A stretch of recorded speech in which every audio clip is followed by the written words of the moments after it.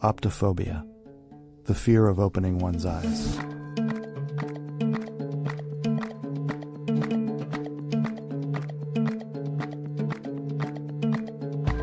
This podcast is dedicated to encouraging you, our listeners, to move beyond that fear, to solve riddles they don't want us to unriddle, to investigate supposedly ironclad truths, to unearth evidence buried for so long they believed it would stay buried.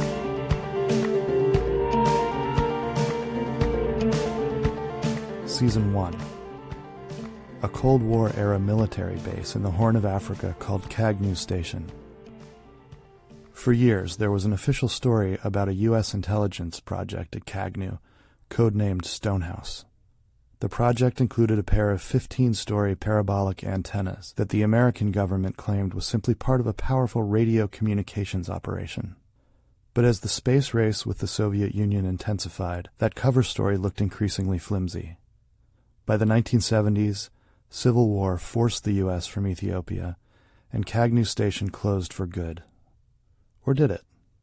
What was Stonehouse really? What happened at Kagnew Station between 1974 and 1991 when violence and war gave perfect cover to any shadowy agency, organization, or cabal seeking it? This season on Optophobia, we'll track down the distortions, the assumptions, the omissions. Are you bored by the lies? Open your eyes.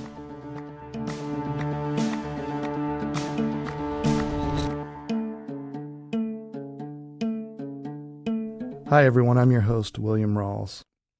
Today on Optophobia, we're going to lively up ourselves. Our guest has a fascinating connection to the late great Bob Marley, and that brings an entirely new perspective to what may have been going on at Kagnew Station, and what exactly the Stonehouse antennas were being used for. But first, some news about my own Kagnew research. In recent weeks, we've talked about how the Army Security Agency was using Stonehouse antennas to steal Soviet space telemetry during the Cold War. But the U.S. Navy was also experimenting with the ionosphere. It was using Stonehouse to turn the ionosphere itself into a powerful mammoth antenna that could transmit radio signals underwater, allowing nuclear subs in the Indian Ocean to remain submerged, hidden from the Soviet Navy.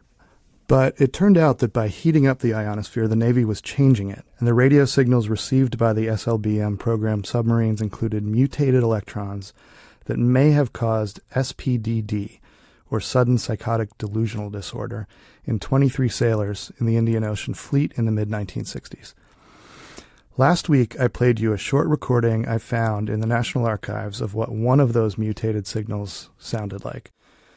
So this week, I received the rest of the results from my Freedom of Information Act request. You'll remember that I was trying to find out specifically what happened to those sailors.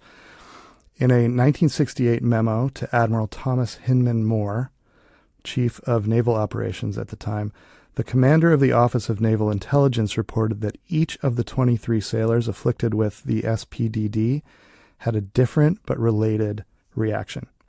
Each of these 23 sailors, many serving on different submarines, suddenly believed themselves to be lumbering, dinosaur-sized creatures, which seems to have made all of them very claustrophobic in the submarines. The document cites instances in which the sailors thought they were knocking things over, apologizing to their crewmates for crushing them underfoot, and constantly asking the cook to serve ferns. So, pretty dramatic. I've asked the Navy if they have any comment, and we'll report back on its response next week. But this week I'm here with my regular co-host, Hassan Gray. Hassan, how's it going? It's going good. How you doing? Pretty good. What's going on with the podcast? Last time we talked, you had some new sponsors. Yeah, I got cease and desist from Heinz and from Lisa Mattress. I mean, if the real question you're asking is, did I get any more followers, any more listeners to my podcast, the answer is no. So you're still at 5? Still at 5, and we actually did an episode recently on the Not My Problem podcast about the fact that I should have gotten more listeners off of those. From the ads? From the ads. Like, I mean, I don't understand how you don't, like, no one out there wants ketchup seasoning. No one likes lease a mattress, where you can lease out a mattress and then return it like you can a car. I mean, ketchup seasoning seems like something that would be very useful because if only because it's not as messy. No, it's not. It's the same color, and if you get water on it, it looks a lot like ketchup. But it, as its own, it's so unmessy, and like you can control it much better than tapping that actual tomato ketchup outside. It's like you can just sprinkle on something. Next thing you know, oh, I'm not embarrassed anymore that everyone else has finished their meal and they're ready for ice cream. Now I've caught up to everyone else. Ketchup seasoning, and there I go again saying probably get another letter. Are these actual, like, is that a real thing? Have you tasted it, or was that just an idea that you had for a product? I've tasted it. It's real. Yeah, it's a real product. It's not that good. Does it taste like ketchup? No.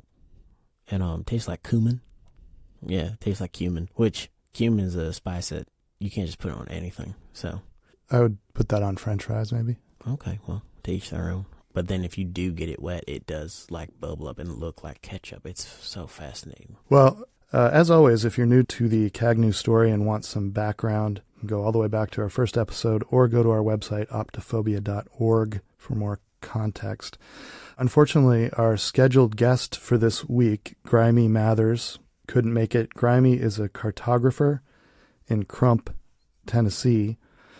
And according to a police report, she was arrested last week and charged with cutting historic maps out of books that are part of the University of Tennessee, Knoxville's James and Rebecca Brindletop Maps collection. She was using a razor blade, again, according to the police report, to cut the maps out of the books, and then she was stashing them inside regular books that she checked out of the library. Kind of turning the regular books into a bit of a topography map with the layers. But the weird part of it is that the pages that Grimy was stealing were of all of maps from around her, like her home, her neighborhood. Mm-hmm. And she told police that she just couldn't make Waze work on her phone. Well, so then what? The police didn't believe her? I mean, I would assume that she said, look, I have it, but I don't know how to. Yeah, I believe her. I believe she couldn't get Waze to work. I can't get Waze to work. But she needed to know how to get to places around, yeah. So the government makes a need. Someone finds a solution, and we arrest that person? Yeah, she went to prison, okay. or at least to jail. Yeah. But we were very fortunate because we were able to book an amazing guest. Convoy Jack Lafarge is visiting the studio from his home in San Francisco. Jack, welcome to Optophobia. Hey, man. Am I saying your last name right? Lafarge? Lafarge, man, yeah. Now, how do you want to be addressed? Is it Convoy Jack? Convoy Jack's fine. Convoy Jack, okay. Well, tell us a little about yourself, maybe where you're from originally, about life on the road. That must be exciting. Yeah, man. I grew up pretty humdrum suburban kind of life outside Dearborn, Michigan, but it was a class field trip. Model United Nations. You guys ever get into that one? Yeah, I did Model UN in South Carolina, where we had to actually make a 3D model rendering of the UN building. Oh, so this was a model. You actually created a model of the UN. Model UN. Far out, man. Well, mine was just more like a class trip to San Francisco, man. So I jumped at the chance, and so there I was there at Pier 39. I was like eating one of those pretzels when these guys came up and wearing white lab coats. Mm-hmm. And they're like, sir, come with us. And I'm like, okay. Because back then, this must have been about 1963, 64. And you were in high school? Yeah, man. And they said, are you 18? I lied. I said, yes. I was only 15. Okay. Mm-hmm. But I was like tall, man. So you could pass for 18. I could pass. Mm-hmm. And they said, here, eat this. Mm-hmm. And I did. And you ate it? I ate it. And then they said, there, you've been given LSD. So we're going to go away for a while, lock you in this room, and just examine you, man. And when they said eat this, what were they giving you? It's just like a little postage stamp, Okay. Kind of had some swirly design on it. When I'm handed things and someone says eat it, I go through like a little checklist. I'm like, does this look like food? I don't think it smelled like much, man, but there I was, fully dosed with LSD, locked in a room, and I later learned what I was involved in was a series of experiments funded by the CIA, man, to try to see if drugs like LSD and later psilocybin and mescaline and peyote, all of which they gave me, could be used in mind control, man. When did you find all that out? Because it seems like maybe at the time you were just kind of There was a brochure in the room, man. Oh, so you were locked in and they had the information on the pamphlet as well. Yeah, man. And life was never the same after that. When this experience was over and you came down off the drugs, did you stay in San Francisco? Did you go home? How did you react? First I said, is there any kind of payment for my trouble? And they said, sure, here's a briefcase containing all the primo stuff you could possibly want. Here's all the extra tabs and whatnot. So I'm like, thanks. And yeah, I just immediately moved into one of those old Victorian houses on Haight Street, and I just kind of did my thing and let the 60s take its course, man. Yeah, so, I was next door neighbors to the Grateful Dead. We had a real neighborly kind of, can I borrow a cup of sugar kind of relationship. The Grateful Dead, so these are dead people, or are they just very nice old it's people? It's a band, man. Oh, it's Jerry. a band, okay. Then before I knew it, I was on tour with them, helping them out.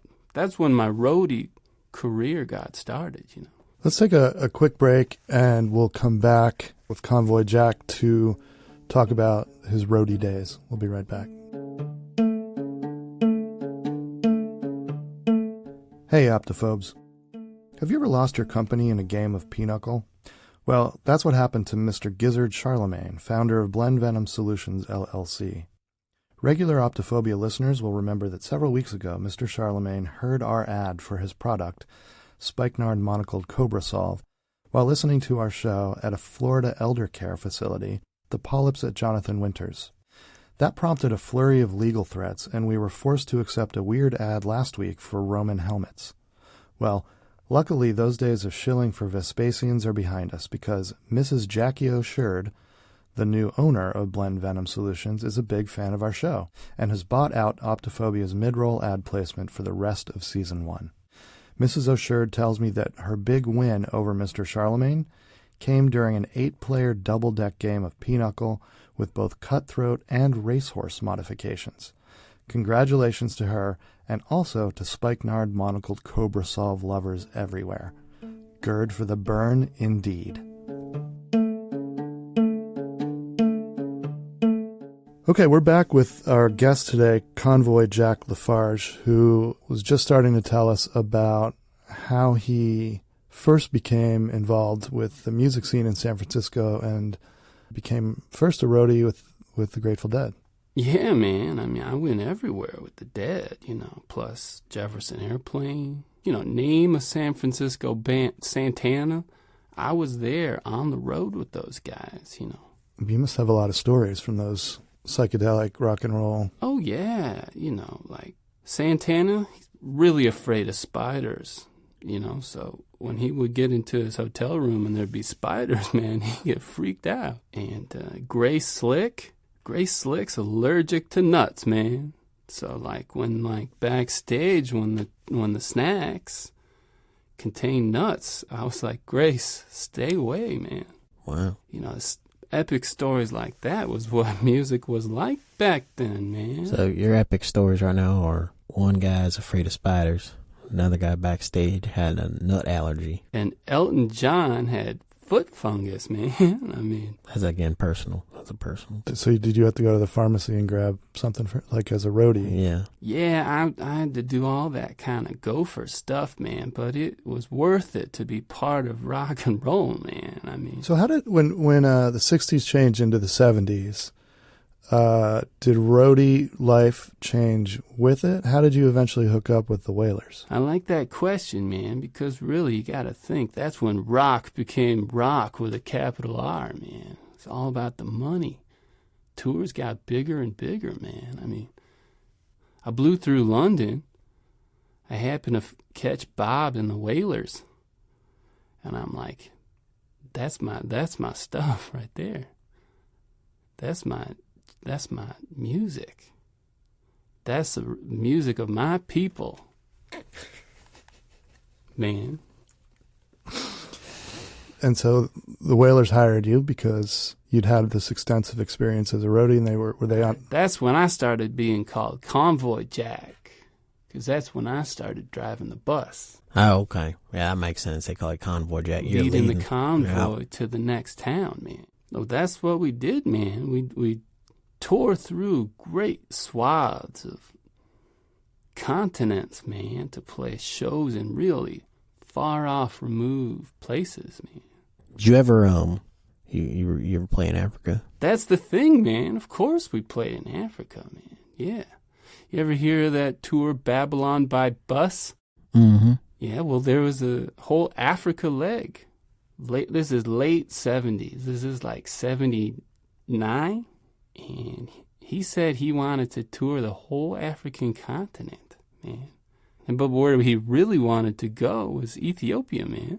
Yeah, that makes sense. Yeah. So the crazy stories that you had earlier from your time with all those bands, were there similar crazy stories with the Wailers when you were driving them around Africa? Well, sure, man. I mean, Bob, he really wanted to see a zebra, you know? Mm-hmm. So there I am, just driving around. I didn't know where I was going, man. Yeah. But Bob was like, Convoy Jack, you know, hear me now, man. Me tinks. He had a weird way of talking, man. Yeah.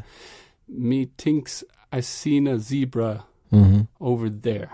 And I'm like, okay, man, you're the boss. And before I know it, we're in the middle of the savannah. And yeah, we're surrounded by zebras and hippopotamuses. And yeah, it's like a safari, man. Yeah, those, a lot of people don't know this, but zebras and hippos are known to surround you.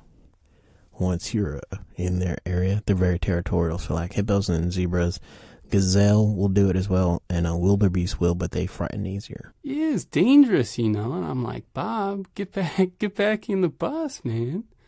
Well, he must have been excited that you had found him what he was looking for. Yeah, I mean, Bob, he's like, Convoy Jack, hear me now. Mon, I is overjoyed at finding this little zebra horse, Mon, you know? Stunning words, yeah. Isn't it true while you were in Africa looking for the zebras, some poachers approached you and shot Bob Marley? Yeah, man. I think they were like dentists from Minnesota, man, coming to hunt big game. They shot Bob right in the chest, but he played that Nairobi Fillmore show that night. Anyway, man, that's the kind of performer he was, you know? Yeah. He got shot in the chest. And then he played that night. In Nairobi. That's crazy. Yeah. It must have been pretty amazing to be in Ethiopia with the most famous Rastafarian on earth. That was the mecca of the trip, man, you know, was to get to Ethiopia, the home of Emperor Haile Selassie. You know, the figurehead of the whole Rastafari movement, man. Bob couldn't get arrested for nothing in Ethiopia, man. Those people adored him. Mm-hmm. I mean, that show at the Addis Ababa amphitheater was filled to the gills, man. I mean, they couldn't get enough. Encore after encore, man, you know. But then when the show was done, Bob's like, get back in the bus. I'm like, where are we going, Bob? This is the end of the tour.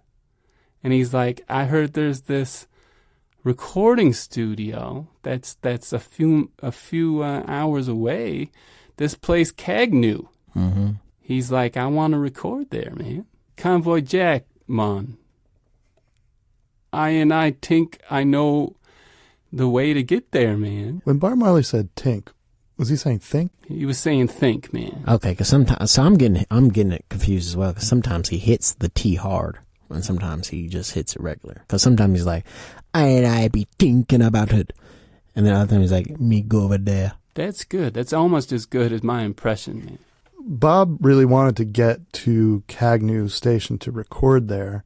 Do you have any idea why? Oh, yeah, man. Yeah. Do you guys know Bob Marley's music a little bit? I know one song. Which one? When it starts out, it's Is that Punky Reggae Party? I'm not sure. Whichever one where he's like, let's get together and feel alright. That's Three Little Birds, man. But there's this other song he did called One Punky Reggae Party. What's that one? Where he name-checked a bunch of different punk bands, like The Clash and The Jam, man. So, but what he was after recording at Kagnew Station, man, was like a sequel to that. You know? He wanted to do like a synth-pop reggae party. Synth-pop He wanted to invite like all these like synth-pop musicians to come down to Kagnew Station and record, you know. He's like, Convoy Jack, I want Culture Club to come record. Call Boy George for me.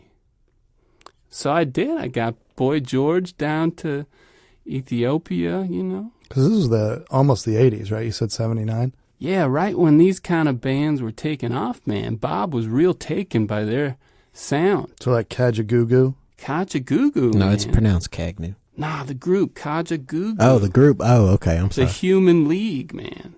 Aha. Tears for Fears. Flock of Seagulls? Flock of Seagulls, man. Thompson Twins. Well, we got all of them down to Kagnew Station to record, man. It was like a frickin' new wave synth-pop supergroup, man. It was amazing, man. I mean, we barely had enough outlets for everyone's synths.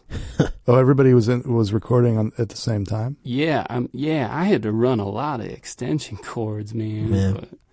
But it was really exciting. You know, Bob was real into that synthesizer sound. Not many people know that. Synthesizer make me feel airy. Yeah, man. He kind of sounded like... Yeah, something like that. Like that. So this was just for his next album? No, man. He wanted to, like, keep this track hidden, man. He wanted to record it and then not release it? I think that's what he said, man. But... He died in about 1983, and so he's not around to exactly ask him anymore. How did he die, by the way? He had cancer, man. He had what? He had cancer, man. Oh, you said it weird the first time. I wasn't sure. Well, I was trying to remember, man.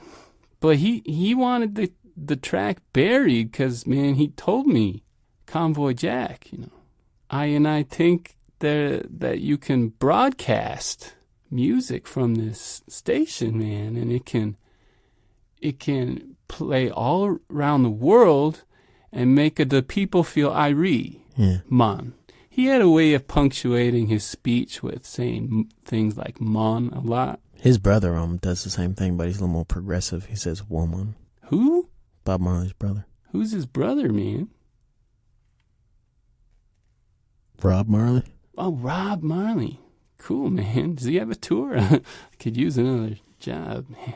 Bob Marley had a brother named Rob Marley? Yeah. They're both named Robert? Bob Marley's real full name is Bobert. You know, I think that's true, man, because I would do a lot of the passport immigration stuff, man. I'm like, here he is, Bobert Marley. So Mrs. Marley, were they twins? Yeah. So she had twins, and she said, I'm going to name my children Bobert and Robert. Yeah. Convoy Jack, what sounds like an amazing record, was actually recorded at Kagnew Station with all of these legendary 80s synth pop bands that Marley then conducted into some kind of reggae version of synth pop. Using nothing but synths and drum machines, man. And his instruction to you, or his wish, it sounds like, was that the Stonehouse antennas would be used to disseminate that music. But then that never happened, and then he got sick, and then that recording is just lost? Well, totally, man. I've never heard that track myself. I can only just sort of close my mind and maybe take a bit of DMT or a couple tabs of the acid. I still got a whole bunch from the Stanford experiment, by the way, man. I can kind of close my eyes and remember like the glory of 15 different synthesizers all playing the same progression over a killer Bob Marley vocal. But that's just in my head. The greater world has not heard this recording, man. That sounds about right for Kagnew. Yeah, I mean, things disappeared from there all the time. Mm-hmm. This was obviously during the dark period. Quote unquote. Quote unquote dark period. It would be fascinating if that recording ever showed up. Me thinks it's out there.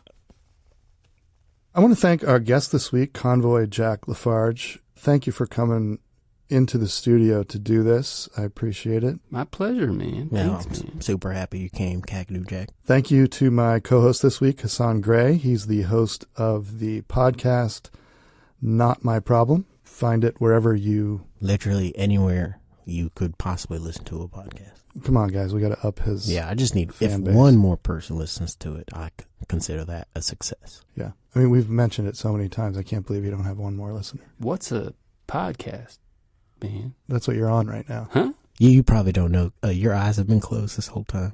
Where am I, man? You're in a podcast studio. You were great. Okay. Oh, there's a pamphlet. Far out. Next week, we'll talk to Phil Ribbles, a floral designer from Owl's Head, Maine. Phil hosts a podcast called Who the Fuck Are You?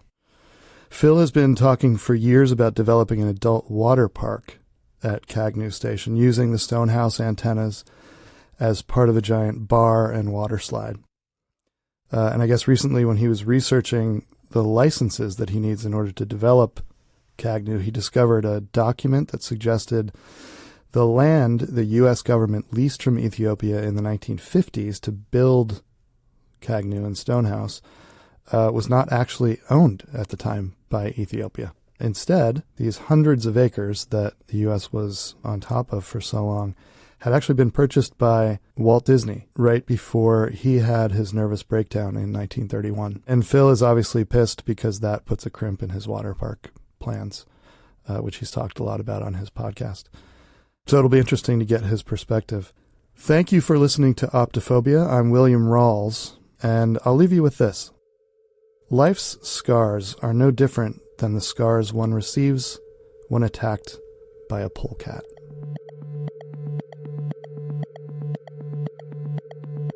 If you've got theories about what was really going on at Kagnew Station, we'd like to hear them. You can find us on our website, optophobia.org, or on Twitter, Instagram, and Facebook at Optophobes. And please subscribe on Apple Podcasts, Spotify, and Google Podcasts. Thank you to Luke Hennig, who played Convoy Jack Lafarge. Luke performs with The Lodge, a legendary Washington, D.C. improv team. Jamal Newman played Hassan Gray. Jamal performs with Lena Dunham and Nixon.